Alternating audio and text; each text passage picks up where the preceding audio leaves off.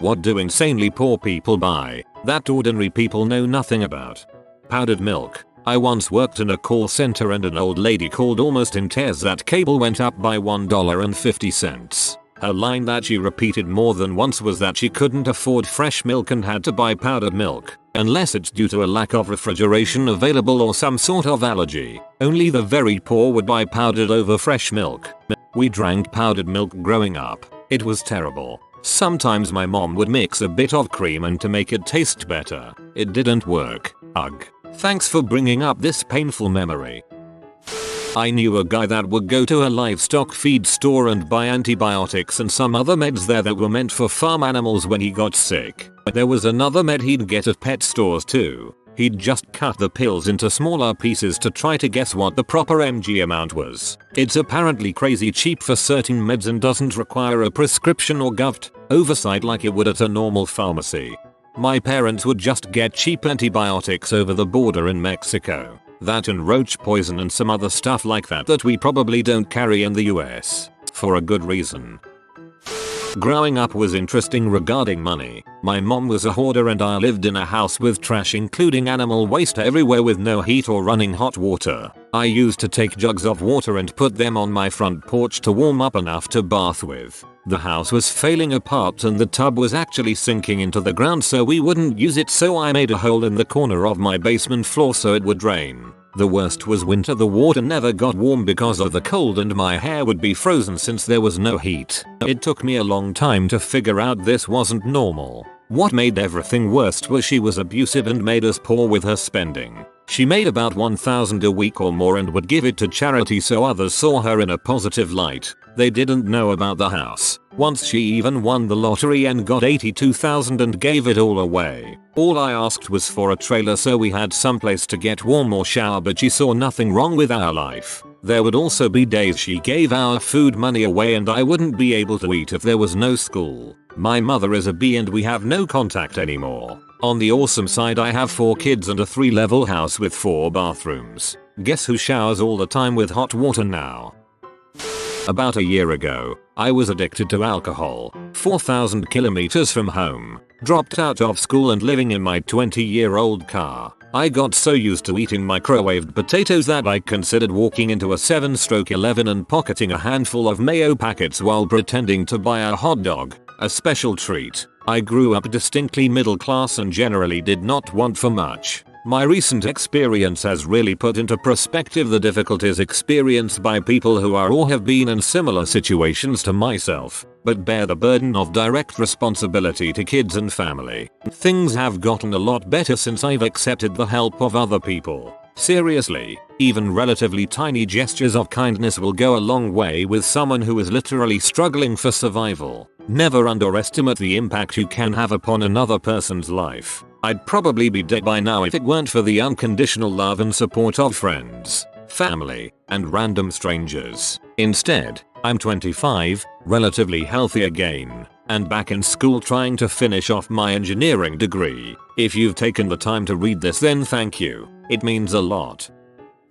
Oh god. Bags of frozen veggies and a couple packs of ramen can make a family meal. I used to buy these awful frozen chicken discs wrapped in bacon. They were terrible, filled with gristle and just nasty. Eating those with rice and frozen corn was a real treat. I ate Kraft Dinner, mac and cheese, every day for about 2-3 years because that was all I could cook while my mom worked. I could have made SpaghettiOs, but I hated those. That for dinner, and one of those cheap 99-cent pack donuts from the grocery store for breakfast. Lunch was bologna sandwich and an apple. Finally, when I was about 10 or 11, I started teaching myself how to cook from my mom's old cookbooks, so my meals got a lot better. All carbs and cheap fats, scalloped potatoes, rice and cheap meats. My local bus service used to have paper transfers, so you'd pay your fare, get the paper transfer that was good for an hour, and then you'd use it for the next bus. But if you were only going to the station, you'd get a paper transfer anyway, then hang around the station for an extra 5 minutes to see if anyone needed it. Conversely, you'd wait around for people getting off the bus, to see if you could score someone's transfer. This only worked if you weren't switching buses, but I got quite a few free rides this way, and gave many a transfer away. Going without meds, living in constant pain because you can't afford a prescription. I remember laying in my bed at night, and my mom would be sobbing in her bed from pain, because she couldn't afford the meds that would treat her rheumatoid arthritis or anything but generic Tylenol for her pain. I guess that's not really buying anything, but while we're down memory lane, saving your birthday money from your grandma and aunts and uncles so you can pay for a babysitting course that lets you babysit at 12, getting a babysitting job at 12, and babysitting every day from 3 until 7 or 8 to earn some money, giving that money to your dad so he can pay his phone bill and put gas in his car, getting a real job at 14, working at a fast food joint so you got to eat dirt cheap, still giving your dad money, but this time knowing it is going to the casino with a bar, but still doing it anyway. Being poor was awful. 0/10 do not recommend. I think it's absolutely amazing that you worked so much at such a young age to help your family. You should be really proud of that.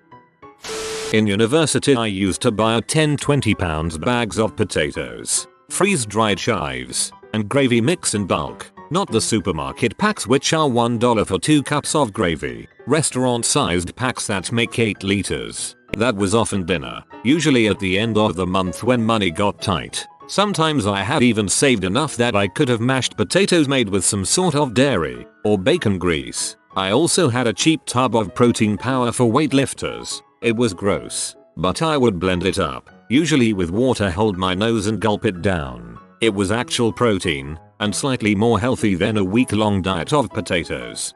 From what I've read, potatoes are the one solid food that a person can get all their nutritional requirements from. They may not be happy with that 89th consecutive meal of potatoes at the end of the month, but they won't be malnourished.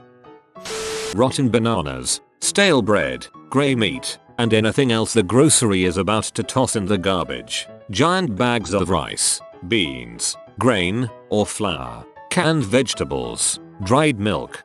I feel like few rich people even know about the grocery store bakery clearance section.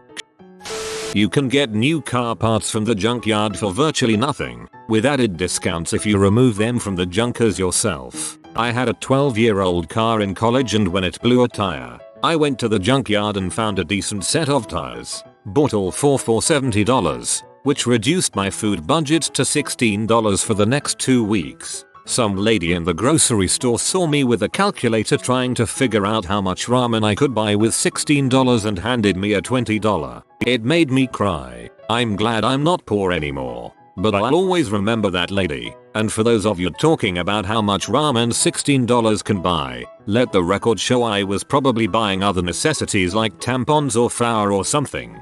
It's amazing how much $20 is worth when you don't have $20. My father and sister and I would spend all Sunday picking up cans to be recycled at the lake. So while all the other families were enjoying their cookout, we would scavenge through garbage cans. We did this because our father would take us to McDonald's afterwards. So after a whole day we would trade the aluminum in for a few bucks. My father would order a Big Mac, back when it was $1, and a small coffee. My sister and I would share the burger, she getting the part with 2 pieces of bun because she was older and I ate the solo. My father sat there and had multiple refills on his coffee. We spent many Sundays like that. I don't have an answer to your question, OP, but I no longer feel that I am having serious money problems after reading some of the comments you have generated through this post. In fact, I feel like a lot of Reddit would hate me after hearing what I thought my problems were. It really is very humbling to see all of this. Your problems are still problems, regardless of someone else's circumstances. Back when my dad had just left us, he's not a deadbeat or anything, they just separated. My mom and I fell on harder times than usual. We went from a house with 5 kids and 2 parents to a tiny duplex for just her and I. I remember we would go to the Dollar Tree and every now and then I'd be able to get a toy. Do you guys remember the little for boy and for girl bags they had? It was like 5 toys for the price of 1. That was like winning the lottery, man. I was so happy with those things and my mom would get them for me just to see me smile. However, soon after we sort of pulled out of the worst bit, but we had a few little dips here and there. Food was never an issue, but we had cable turned off sometimes and things like that. I remember one day my mom came home and said she had a surprise for me. My child self had the audacity to ask, "Is it from the Dollar Tree?" with a condescending tone. To this day I have no clue why I asked that, because I felt immediately crappy once her face had that look of embarrassment. I am 18 now and was about 12 then.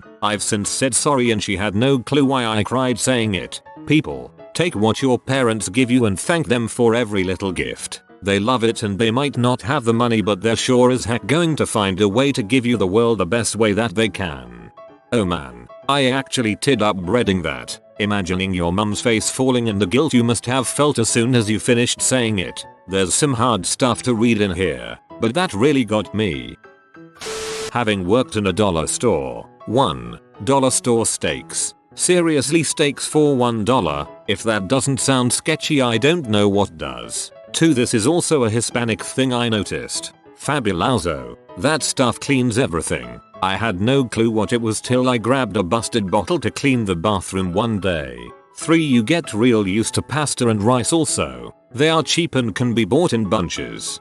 4. Every buy 2 sandwiches from Subway cause a third is free. Coupons like this go a long way. My last thing I noticed, and this is pretty bad. The dollar store's toilet paper is seriously better than the toilet paper my mom buys. Fabuloso is definitely a Hispanic thing. Target only sells all its varieties in markets with a large Hispanic population. Sacrificing my plate of food to feed my little brother and 3 little sisters whilst my mom gave up her food, as did I. I was 10. All while my obese abusive stepdad ate steak and Brussels sprouts, lest mom got beat. Luckily, he is dead. Mom's somewhat stable, and I'm 17. Saving up money right now, but that's one thing I fear being. I don't want to be hungry or unable to provide. I just remember telling my mom that I'm hungry, her breaking down and crying. Luckily, I had a best friend that I used to go to and bring leftovers from across the street back over. My mom used to take me to the shopping mall to look for new school clothes. I'd point out 5 outfits I like, one for each school day, and then we'd leave to go to the fabric store where she'd buy remnants in similar colors, styles, and then sew outfits that look just like the things I pointed out in the store. Maybe it was my young eyes, but I honestly thought they looked just like what was in the store, minus the label. This was the 80s. Labels were big and prominent. Mean kids who wore the name brand stuff immediately picked on me for having fake or wannabe clothes. But I never told my mom because I knew she did her best for me, and even at a young age I felt like I shouldn't be a burden. For the longest time, we would make cheap but crock-pot meals and eat off that for a week. We would take our extra money, as kids did side jobs and stuff, and buy all kinds of meats and potatoes, vegetables, and just mix it all up to make a badass crock-pot meal. We'd do 3 at a time and it would last us 7 days. That living in a semi-rural community means that doing chores for old farmers means they let you walk through their fields to dig your own turnips, cut your own mustard greens. That turnip greens are awesome with the juice from leftover pickled peppers. You can plant and grow more squash, zucchini, and cucumbers than you can eat if you shovel the neighborhood horse stalls for fertilizer. Government cheese and peanut butter can be stretched and modified. The ladies at church will help if you ignore the gossip and backhanded remarks. That the stove in a 3-room house can be used to cook and heat. And I too figured it out way too early that I already ate was a pleasantry to make me and my brother feel better. Beans, rice, and butcher leavings can go a long way. Those are the main things we had to buy. Everything else was bartered for. Charity of the church and commodities. Learning to hunt was essential. We lived on the edge of Champion Paper Company land. They let us hunt. Squirrel and rabbit go a long way towards adding some income and meat. I could keep us in milk by taking the skins to the local processor along with rattlesnakes. Also, there are cheaper places than Goodwill, if you know where to look. Garage sales, dumpsters, if you know what to look for. I still cannot stand the smell of mildewed cloth without having an anxiety attack. Same for rotting chicken. The things our parents, or in my case, grandmother, will do to feed us. If you don't have a job, even if you have money in the bank, Utilities will do their best to deny you service. Once, when I was in between jobs, I moved to a cheaper apartment and was calling to switch the power over. The woman on the other end, when I said I was currently without a job, paused and then said, "Oh, you mean you're self-employed?" and then explained that were I actually unemployed, she would not be able to turn on my power. Of course, I agreed with her assessment of my situation. OMG, that lady had empathy for you and totally did you a solid there. What a good person. Plus she was smart enough to not get caught and lose her gig. Many poor people buy a lot of eggs. Eggs are one of the cheapest and best tasting sources of protein. Enough for 6 meals costs less than $2. Many poorer people around where I live eat a lot of venison. If you have the time to go stand in the woods during deer season, you can get yourself 70 or 80 pounds of meat really cheaply, especially if you do your own butchering. My wife won't eat venison. When she was young and poor and first starting out years ago, that was the only meat they had to feed the family for several years, and she doesn't ever want to see it again.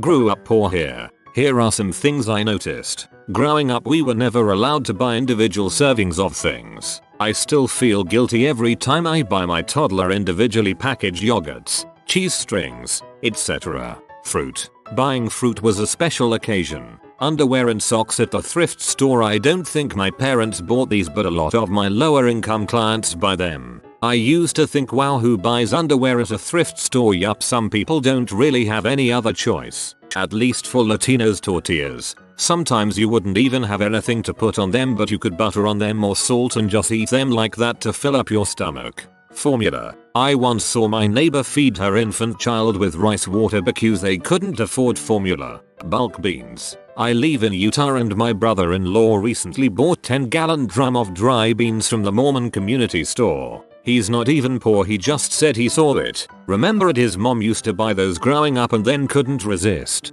Dollar store toys. Our Christmas was always dollar store growing up. If you haven't ever seen those toys, they are the cheapest of the cheap.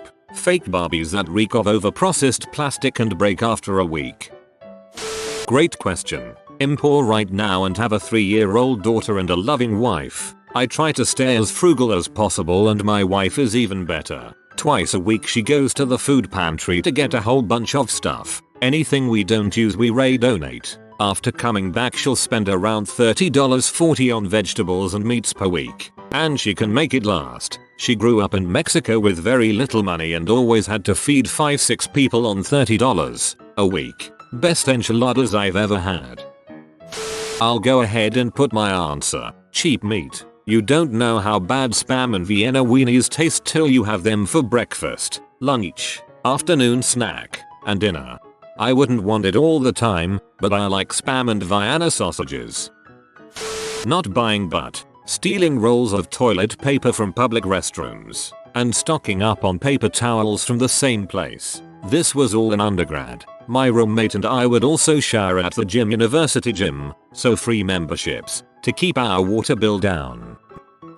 Probably get buried, but it wasn't so much buying weird things, but paying for things with loose change. As a kid we would be so broke we would have to look everywhere for change, using every single penny for gas, food or whatever. It was always so humiliating to pay for something all in change. Walking to the cashier and paying for a loaf of bread and lunch meat with nickel, dimes and pennies. I remember riding in another adult's car and seeing their center console full with loose change. I thought they had to have been so rich. I thought that if I could have that much change just sitting there when I was older, everything would be alright.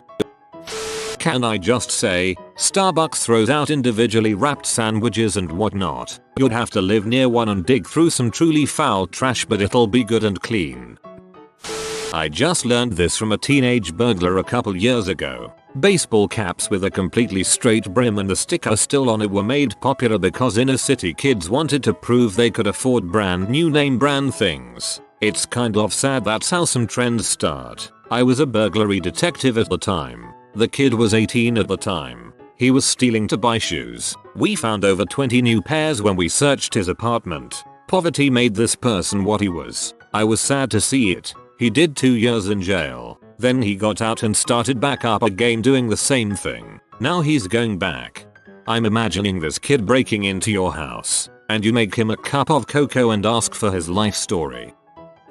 Growing up, my mother would work 2-3+ jobs to support my sister and I. When we first moved back to Missouri from Las Vegas to be closer to family so they could help us, since my mom was broke, they decided they didn't want to after all. We lived in a Fairfield Inn for the first year of moving back to Missouri. We couldn't afford anything else, and it wasn't all that cheap. It was great because we had a free breakfast, which we stocked up on, and an indoor swimming pool. For lunch I would take a piece of bread with honey on it. I loved it. It never occurred to me I was eating it because we couldn't afford anything else. I adored them. Once a week, we would get a special treat. We would go to Shoney's. Kids ate the salad bar for free, so we would go there and my mom would sit and watch us gorge ourselves, my sister on veggies and good things. Myself, I would get gigantic piles of pepperonis and eat them. My mom would say she wasn't hungry, so she would sit and had this amazing smile on her face, knowing how happy my sister and I were getting to eat as much as we could. By the time I started school, kids would look at my lunch, teachers as well, and ask me why I had only a piece of bread and honey. I would say because it is what I wanted for lunch. I never really had toys or things I asked for, because I never really cared to have them. My childhood was extremely poor, but my sister and mother made it so rich to me that I never realized it. My mom is the strongest person I know. She worked herself into physical disability to give my sister and I a house growing up. An actual house. It was the most amazing thing to me. She got better jobs, working at hospitals, etc. Finally getting a managing position at Procter & Gamble. With that, she got us things we never even knew about. She said it was making up for lost Christmases and past birthdays. We didn't care. We loved just having a place to call home and food for our table. I still look back and think to myself, those honey sandwiches, the motel we grew up in, it was some of the best memories I have of my home. Being poor monetarily is nothing compared to being rich in family. Thankfully, I'm not poor and always had help when I was in a pinch. But my mom and dad, not so much. My dad was one of 9 kids of a sharecropper. 2 died from diphtheria. Google it, before he was born. At age 3, he was picking cotton till his mother died at age 6. Then they were put in a home for poor kids, like an orphanage, but half the kids weren't orphans and not up for adoption. There were about 200 kids at the home. Before the fortune of ending up in a home until he was 17. This was his life. 2-bedroom house. Dirt floors. No water or electricity. He was the youngest boy, so he didn't ever have new shoes until he was in the home. All hand-me-downs. His mother made clothes from potato sacks. Seriously, imagine wearing a potato sack in the Texas summer heat while working in a cotton field at age 4. Blows my mind. All the food was what they killed or grew. He has stories about Gritty Possum. The year before he ended up in the home, there was a heavy snowfall, about 2 feet, which was deep in Texas at that time. His brother Mark saw some geese fly by and land in the field about 200 yards from the house. Mark was about 14 at the time. That kid grabbed his gun and crawled on his belly through that snow. They ate goose for dinner. I think it was around Christmas at the time. The crazy thing is, this seems bizarre to most folks. Crap. I'm 1 generation removed from this and it seems crazy, but it happened to my dad. I never ever forget what kind of mess he started in. And I will never vote for anyone that wants to hurt welfare, social services, or medical assistance. This is my first ever post on Reddit. I read about this on my Facebook wall and had to put in my 2 cents. If you are new to the channel, you can subscribe. I publish new videos every day. Until then, check another video.